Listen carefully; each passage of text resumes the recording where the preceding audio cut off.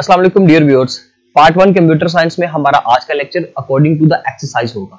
हम एक्सरसाइज के जितने भी क्वेश्चंस हैं उसमें से जो इंपॉर्टेंट एमसीक्यूज हैं उनके बारे में डिस्कस करेंगे और इसके अलावा जो हमारे पास एक्सरसाइज के दिए हुए शॉर्ट या लॉन्ग हैं उनको डिटेल में डिस्कस करेंगे। जी तो नंबर 1 पे सबसे पहले तो हमारे पास एमसीक्यूज का क्वेश्चन है जिसमें कोई 5 एमसीक्यू है हमारे पास। हम उन एमसीक्यूज को डिस्कस कर लेते हैं।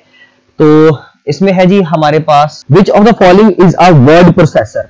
इनमें से कौन सा वर्ड प्रोसेसर है। जैसे कि इसमें है हमारे पास MS Word. Definitely MS Word जो है हमारे पास वो एक इंपॉर्टेंट आप कह सकते हैं कि वर्ड प्रोसेसर है। बाकी के जो है वो इररेलेवेंट ऑप्शंस पाए जा रहे हैं। नंबर 2 पे है हमारे पास which of the following keyword shortcuts is used to change the case. इनमें से कौन सा जो है वो एक केस को चेंज करने के लिए हम लोग जो है वो टूल इस्तेमाल करते हैं। तो नंबर 2 पे है हमारे पास control plus F3 shift plus F3 जो है वो हम चेंजिंग केस के लिए यूटिलाइज करते हैं। सो दैट्स व्हाई ऑप्शन होगा इसमें हमारे पास B. Number 3 in MS Word the data that is being copied or moved is. वो कहां पे चला जाता है जी, वो तो हमारे क्लिपबोर्ड के ऊपर चला जाता है। वो हम ऑलरेडी पढ़ भी चुके हैं। तो इसमें नंबर 3 पे ऑप्शन है टेम्परेरीली स्टोर्ड इन क्लिपबोर्ड। तो ऑप्शन होगा इसके लिए स्टूडेंट्स सी।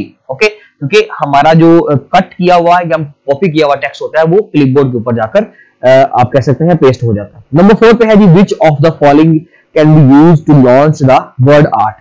वर्ड आर्ट के लिए बेसिकली हम लोग डिजाइनिंग टूल यूज करते हैं, ड्राइंग टूल यूज करते हैं। इसलिए ऑप्शन डी होगा इसके लिए drawing tool bar. Which of the following feature enables you to reverse the changes you have made to the document.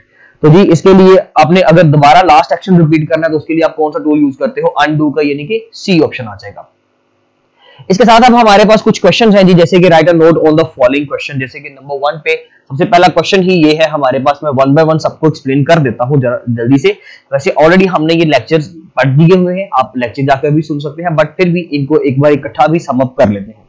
सबसे पहले वर्ड प्रोसेसर जिसके ऊपर हम डॉक्यूमेंट रेडी करते हैं, जिसके ऊपर हम लिखते हैं, जैसे कि एमएस वर्ड। नंबर 2 पे क्लिपबोर्ड, कट किया हुआ या कॉपी किया हुआ टेक्स्ट एक इमेजिनरी एक टेम्परेरी मेमोरी के ऊपर स्टोर हो जाता है, जो कि ऑपरेटिंग सिस्टम का एक फीचर है, that is called as clipboard.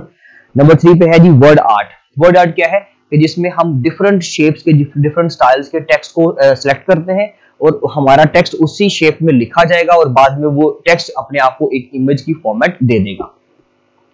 Number 2 पे है what is a text editor, describe it's basic features. Text editor क्या होता है? टेक्स्ट एडिटर बेसिकली यही है जैसे कि एमएस वर्ड है, जैसे कि नोटपैड है, जैसे कि वर्ड पैड है, जिसके ऊपर हम कुछ लिख सके, जिसके ऊपर हम टेक्स्ट को ऐड कर सके, तो वो एक टेक्स्ट एडिटर कहलाता है। उसके फीचर्स क्या है?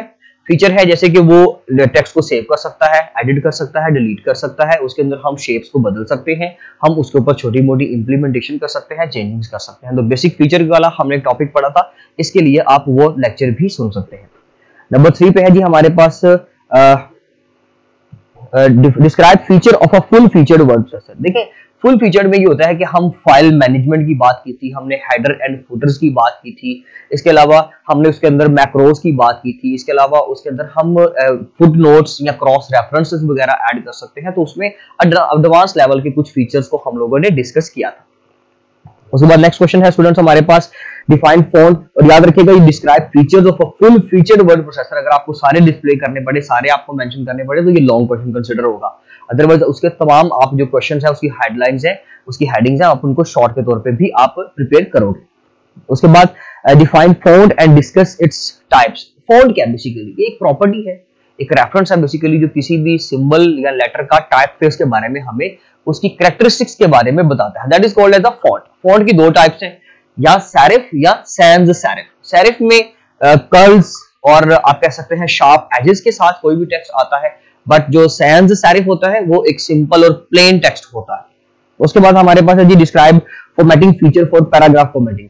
पैराग्राफ को फॉर्मेट करने के लिए पैराग्राफ को left align, right align, centre में अलाइन किया जा सकता है, फुली अलाइन किया जा सकता है, पैराग्राफ को सिलेक्ट किया जा सकता है, पैराग्राफ को डिलीट किया जा सकता है, पैराग्राफ के ऊपर डिफरेंट टाइप्स के फीचर्स को इंप्लीमेंट किया जा सकता है।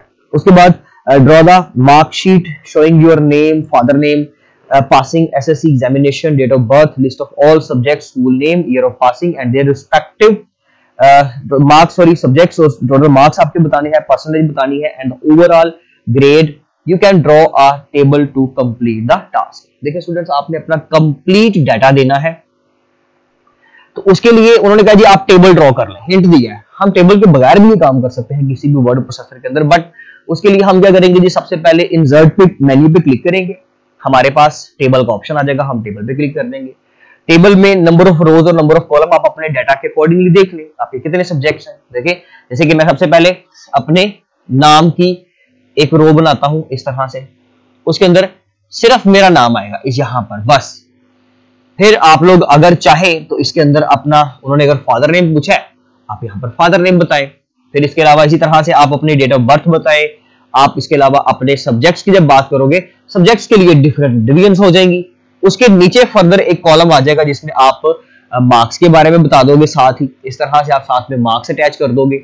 इसी टेबल को आप अगर ऊपर वाली साइड से, कॉलम साइड से अगर आप मैनेज करना चाहे तो आप कॉलम्स की साइड से भी मैनेज कर सकते हो। तो that is the activity you have to do this, ये आपको बनानी पड़ेगी। पेपर में ये क्वेश्चन नहीं आएगा, बट आप इसको अपनी प्रैक्टिस के तौर पे कर सकते हो। इसके साथ ही नीचे उन्होंने एक पैराग्राफ दिया है कि जी उसके साथ आप एक टेक्स्ट बॉक्स ऐड करें। क्वेश्चन पेपर के हवाले से नहीं है, क्वेश्चन पेपर में नहीं आएगा, बट फिर भी आप उसको अपनी प्रैक्टिस के तौर पे एक तो टेबल बनाने की प्रैक्टिस करें। ये सारा डाटा जो उन्होंने दिया है, कहा है आपसे, वो अपना डाटा प्रोवाइड करें या एक रफ मटेरियल ले ले, रफ डाटा ले ले, उसकी प्रैक्टिस करें और साथ में आप लाजमी तौर पे ये काम करें। ठीक है जी, तो ये था जी हमारा आज का लेक्चर जिसमें हमने इस चैप्टर की एक्सरसाइज को भी कंप्लीट कर लिया। अब मिलेंगे इंशाल्लाह अपने नेक्स्ट लेक्चर में नेक्स्ट चैप्टर के साथ। तब तक के लिए अपना बहुत ज्यादा ख्याल रखें, इंशाल्लाह फिर मुलाकात होगी। अल्लाह हाफिज।